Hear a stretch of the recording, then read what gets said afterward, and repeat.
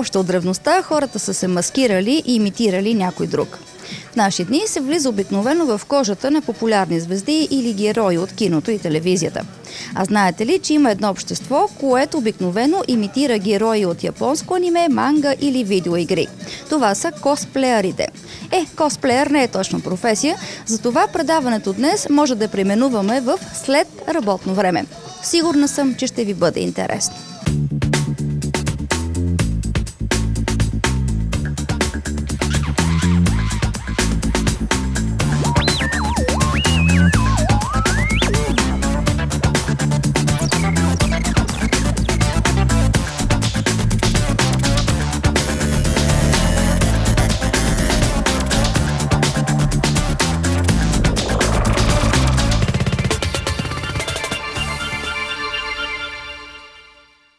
Дефиниция.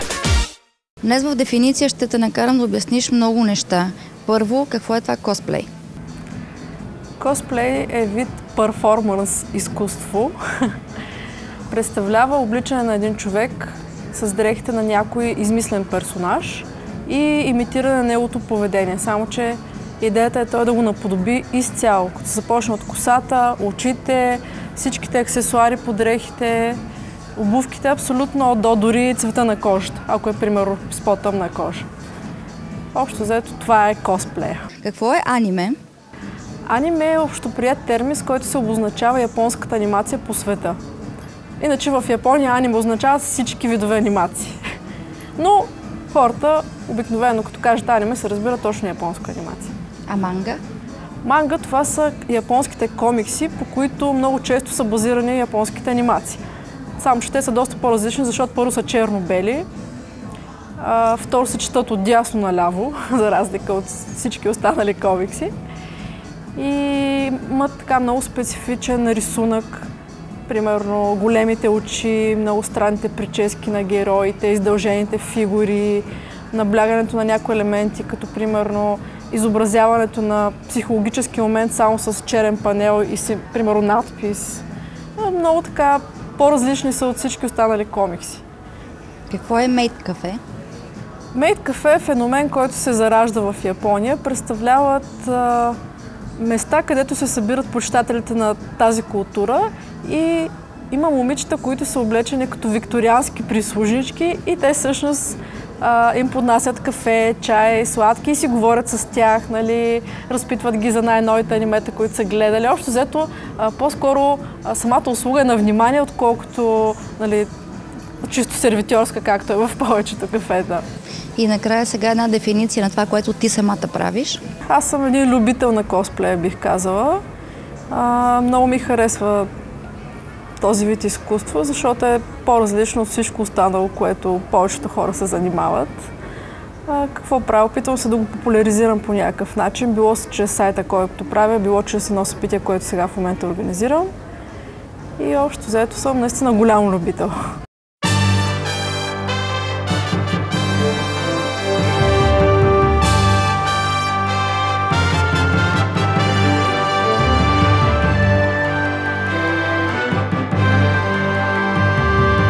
Качества и умения. Първо, най-важното според мен, това е желанието да се показва. Защото ако си много така свит, не мисля, че би могъл да бъдеш косплеер. Най-малкото, повечето косплеери излизат пред някаква голяма публика и съм виждала доста примери как имат много голямо желание, излизат и не знаят какво да направят, примерно, и толкова се притесняват, но тези, които, нали, стават така сериозни косплеери, това са хора, които обикновено имат много интереси и сами си правят костюмите, приготвят си перуките и общо взето и някакви както театрални сценки измислят, за да си представят персонажа най-добре пред публика. И това за тях е много голямо забавление.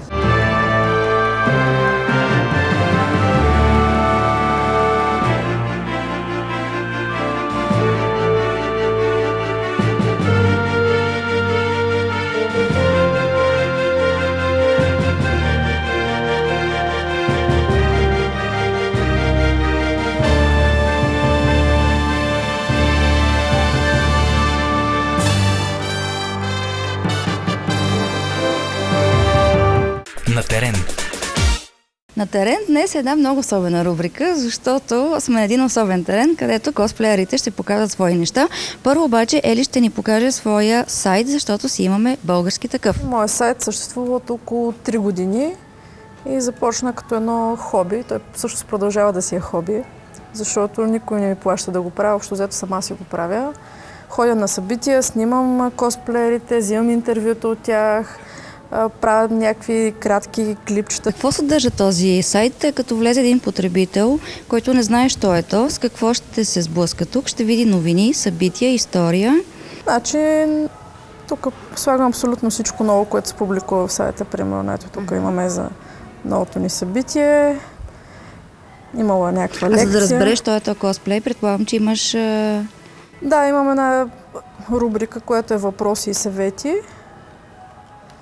където често задаваните въпроси е точно това обяснено. Какво е косплей, как се прави, къде се провежда. Има история, която е много полезно да се види историята на косплея в България. История през годините в началото как е било. Тук имаме една снимка от първото театрално събитие, което беше в Пловдив.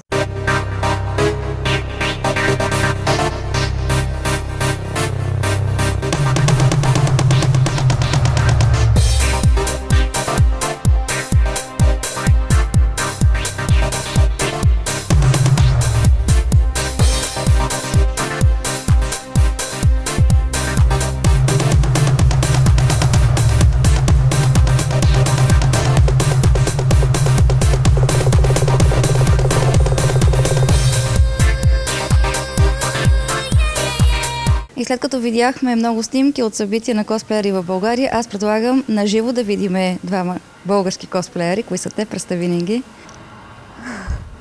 Значи, това са две момичета, които са правили доста косплей в България. Ако това може да се нарече доста, защото в България все пак това съществува от около 4-5 години като така, хоби, защото България си е хоби за сега. Значи, това е Мария Бартоева от Русе. Здрасти. Тя учи инженерен дизайн ли беше? Промишлен дизайн. Промишлен дизайн. А това е Калина Маринова, която има... Така, учиш икономика. Тя има така афинитет да прави герои от игри, които са по-интересни визуално. Обикновено с това е така известна. От колко време се занимаваш с това? От 2008 година официално, но принципно първият ми косплей беше готов в 2006. Но просто тогава имах възможността да го представя. Сега, представи костюма, с който си в момента. Това е героиня от една сравнително известна бойна игра, Street Fighter. И героинята ми се казва Чън Ли и какво друго да кажа за нея поп. Ако трябва да бъдеш на събитие, в което ще демонстрираш нейните качества и умения, какво трябва да прави тя? В общи линии бой, смисъл, ритници, техники, малко екшън в общи линии, да. Предполагам, че 1:1 си я направил. Разкажи за направата на костюма. Почти 1:1, може би съвсем леки, така да го кажем, корекции. По-нататък ще наложа на костюма. Иначе аз самата не мога да шия, но често прибягвам до услугите на шивач за самия костюм. Една моя добра позната, която винаги се справя екстра с поставените ми, меко казано, откачени задачи. Косата, грима, сама си ги правих, обувките ги намерих така по случайност, докато си обикалях по магазините, тъй като са малко по-специфични. Трудно може да се намери точно 1:1 вариант. Друго, което е към костюма, са ето тези гривни големите, които тя принципно носи на ръцете си. И те са 100% мое изпълнение. Те са леки, изглеждат много масивни и тежки. Не мога да позная стиропор ли вътре или не? Принципно това, от което са правени, е бирен картон за външната част, т.е. да се създаде нещо като обвивка, черупка и вътре е пълнено с полиуретанова пяна.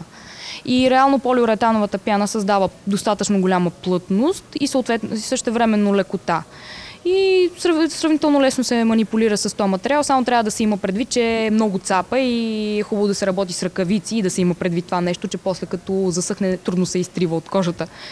Иначе отвън са облицовани с от двете страни е изкуствена кожа, помежду им е свързано с изолир бант.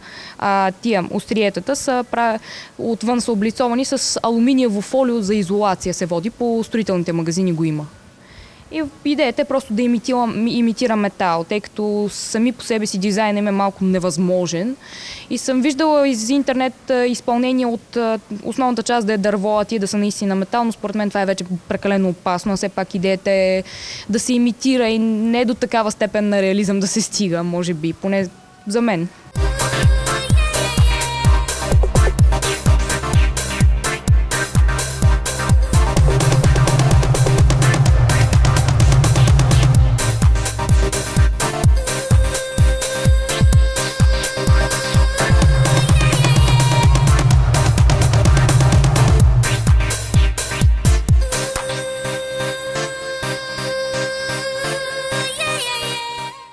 Аз не знам какво да кажа. Мога само да се преместя при другата косплеерка, за да видя какво ще направи тя, какъв е нейният костюм. Здрасти сега. Здрасти. Аз донесох няколко неща, няколко перуки, няколко вида обувки, как да ги облицоваме, как да ги облечеме, как да приличаме на точно персонажа, който трябва да приличаме. Само колета с какво да започна. Ами аз като не ти знам нещата, предполагам, че ти ще ме водиш този път. Ако искате с перуките да започнем. Качеството на перуката има много голямо значение. Ние с Мария сме донесли няколко перуки. Така, това са едни перуки на доста високо ниво, в смисъл и като цена, и като всичко. Човек трябва да купи перука хубаво качество, тип тази примерно. Това е точно за един мой персонаж на Блеър. Перуката е изцяло направена за нея, с отделните елементи отстрани направени, подбрани.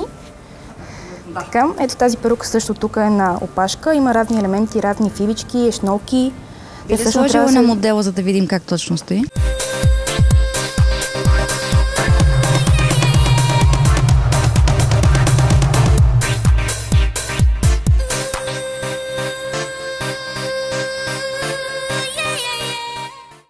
А кое води при избора на костюм? Дали самия костюм като добра визия или пък разните качества на героя в съответното аниме, манга, филм или така нататък? По-скоро всеки косплева някой свой любим персонаж. В смисъл няма никаква логика да косплеваш нещо, което не ти харесва, което не ти идва от душа и отвътре. Сега колкото е по-атрактивен косплей, толкова по-добре. Виждаме едни плитки. Да, тези плитки всъщност не е перука, но понякога дължината на перуката е непосилна за човек. Сега вече ако поръчваме от Китай, от Япония, да, но понякога за точния определен момент няма как да дойде на време. И затова човек си купува прежда, прави си я примерно на плитка случая и отдалече абсолютно никой не би познал, че това не е перука. Аз съм донесла няколко чифта обувки, както и как се обуват, как се декорират и как се стига до крайния ефект на това нещо.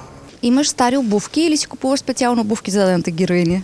По принцип, ако беше някой друг, нямаше да си купува, обаче аз нито нося токчета, нито нося нещо подобно, така че абсолютно всяка обувка е купена изцяло само заради косплей и след това не се облича особено много. Като например тези туковати. Вау! 15 см, 20? 18 за между тях. Доста, да.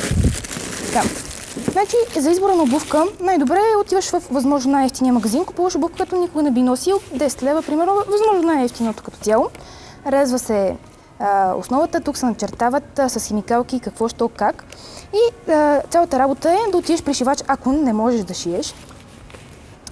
Самия шивач прави едно чорапче, декорира го според костюма, според персонажа. В случая това е на Дизи, една мацка от една игра. И самото нещо се обува на обувката и ефектът... Малко, отиваш при шивач?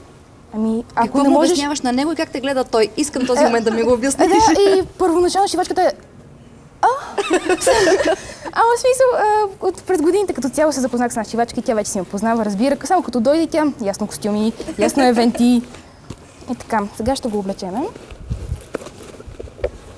Ти чертаеш някакви модели и показваш снимки? Да, всичко правим и тя само му обяснявам с точно вада снимки и от самите снимки показвам кое що, какви сантиметри, как.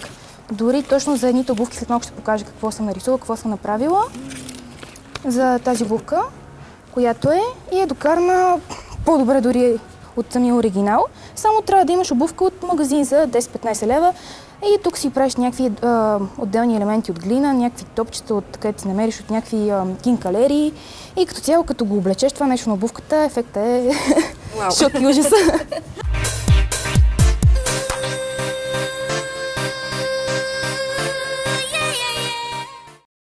тип обувка, ако искаме да имаме доста висока обувка за персонаж, който пак съм правила. Обаче, реално бутуш, който да е, колко се води, 7-8 или нагоре в обратната посока, няма как да имаме. Така че пак взимаме плат, намираме подходящия плат, обикаляне, докато го намериме. Така, вкарва се малко вата и другото нещо, което трябва просто да направим е да го опнем в тази обувка. И ефектът е поразителен.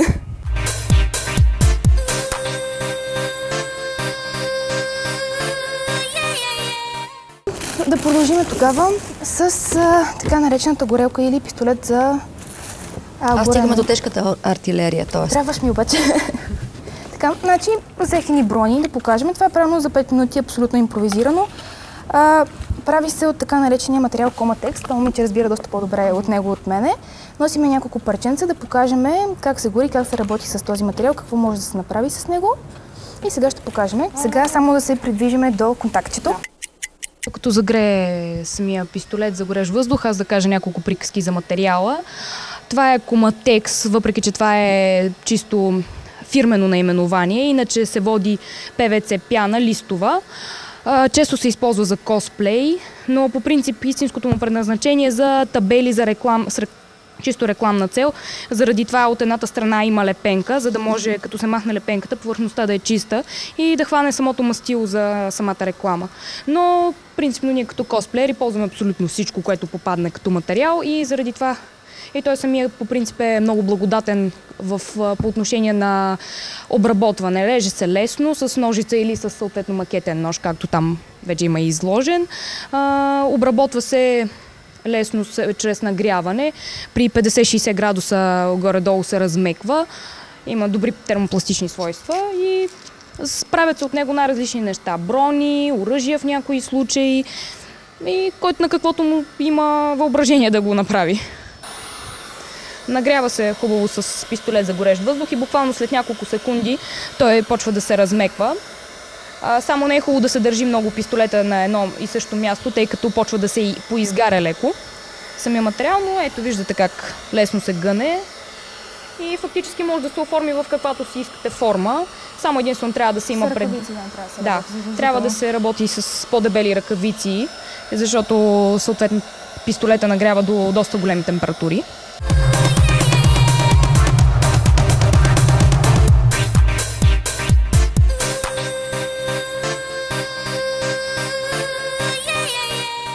Както разбрахте, колкото повече костюм има един косплеер, толкова по-добре. Ти самата колко имаш? Труден въпрос. Смисъл над 10 са при всеки случай, обаче точно колко... Покажем, предлагам тези, които носиш и накрая вече ще облечеш това, което си избрала за днес. Добре. Това примерно е част от един мой костюм. Мисля, че дори последния, който представих. Става въпрос, слага се по този начин. Секунда. Това е само един малък елемент всъщност от костюма, но все пак реших да го покажа. За пота е ясно от какво са направени черепчетата, защото е тежко, не е глина, леко. Глина е направено, да.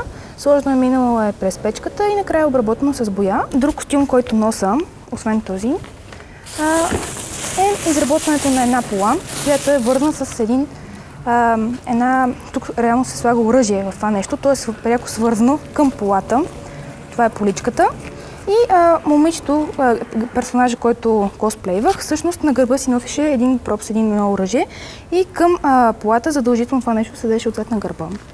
Полата е доста атрактивна, има и кожа и плат, разни връзчици пак, разни ципове.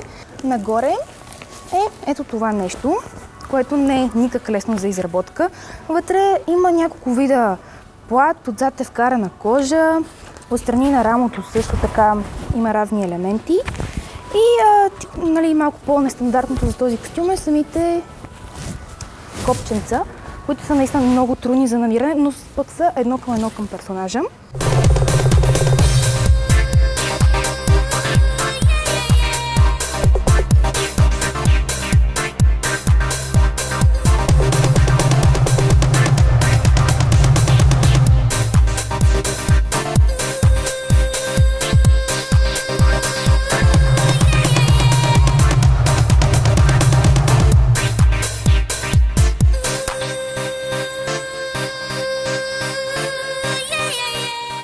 сега ще обясним за ето този череп, за който май не сме стигнали до него.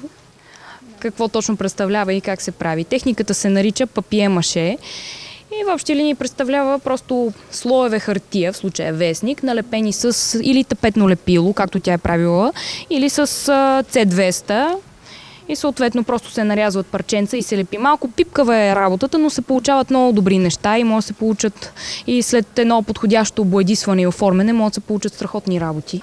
Това е една лапа, грубо казано, защото принципно героинята няма една ръка и наместо ръката има ето това чудо.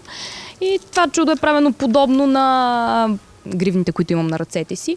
Пак е изцяло от такъв бирен картон, даже това е, което съм ползвала, то тук си личи какво съм правила. С макетно ножче се режат. Бирен картон се ползва, защото е по-солиден и има достатъчна дебелина. И вътре е изпълнено пак с полиуретанова пяна, боядисано, като веригата е сложена предварително, преди да се налее самата полиуретанова пяна, за да фиксира, понеже тук има едни малки прорези. То даже си личи откъдето е излязла малко полиуретанова пяна и се боядисва директно и се добива някакъв такъв по-интересен вид. Аз пък мога да покажа, за разлика от Мария, аз не съм ползвала бирен картон. Прави се едно макетче на шапка, вътре може да видите, има парче картон, което е направено изцяло във формата на шапка. Това парче картон е обработено с кожа отгоре, сложена на една диадемка, отново с тези видове черепи, от глина направени. За обема е сложена вата, ето може да покажем. Това е типична вата за възглавници, за да се добие обема.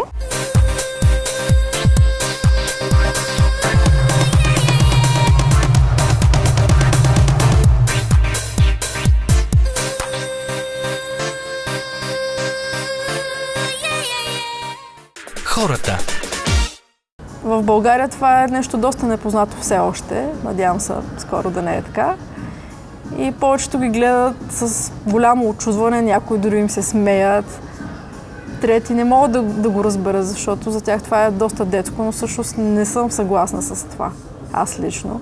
В чужбина, примерно, това е цяла професия. Има косплеери, които са като доста добре платени такива фотомодели. Те ходят, рекламират продукти, представят някакви събития, пътуват из цял свят. Имат цели огромни сайтове с много фенове, които постоянно, нали, пишат за тях, списания, в които се снимат и така нататък. Смисъл, те си буквално звезди. Като манекенките, както е на модния подиум.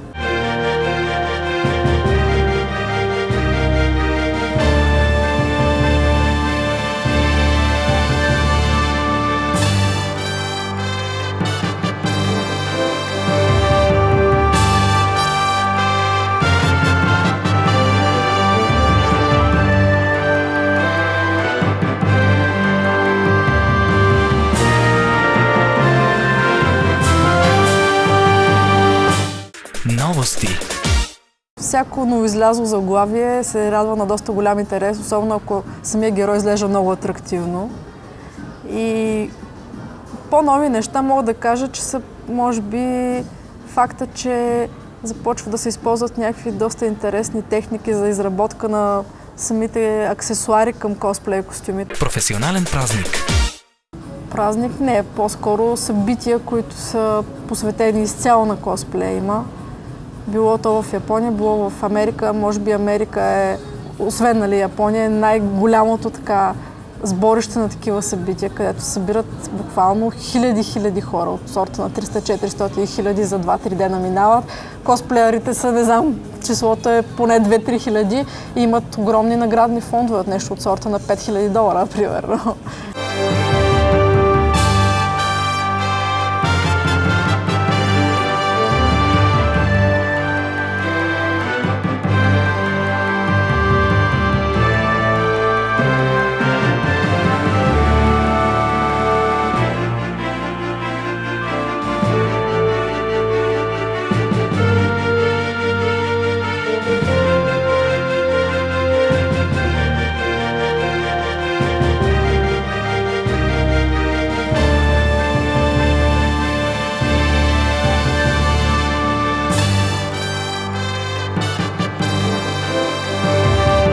Най-лошото. Скъпо хоби е, наистина е скъпо хоби и то не е само тук, ами по-голямата част от Европа. Може би е ефтино хоби в азиатските държави, защото там е много готови неща, които могат да си купиш, е много голяма индустрията и наистина не е скъпо. Сега, примерно, и да си поръчаме една хубава перука е от сорта на 30, 40, 50 долара, пък при тях е супер ефтино. Там е все едно кафе да си купиш. У нас е много скъпо хоби. И са в България. Всички тия материали, от които се изработват тия неща, в смисъл, скъпи са си. Те не са за всеки, но примерно някои хора пръскат по над 500 лева за костюм. Наистина, факт е. Най-хубавото.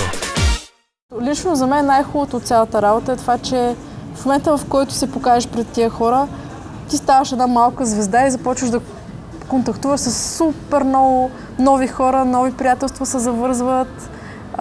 Примерно някои като работят по сценките заедно, така кооперативност се развива, някаква артистичност. Аз лично мисля, че това е нещо положително. Много по-положително от някои други хобита, примерно. И е доста по-различно.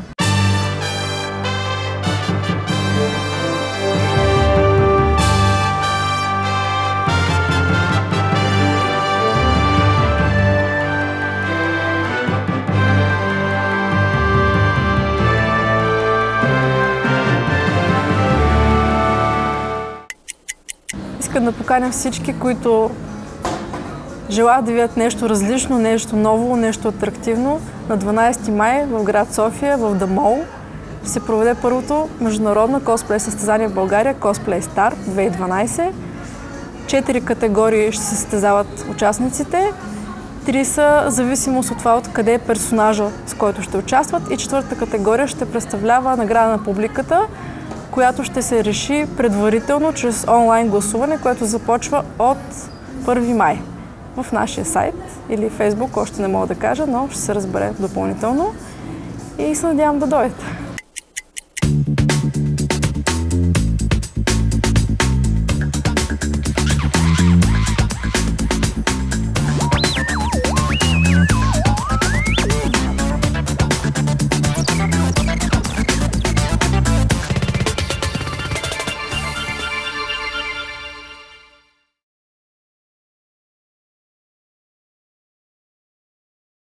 Още от древността хората се маскирали и имитирали. Тази дума не я знам.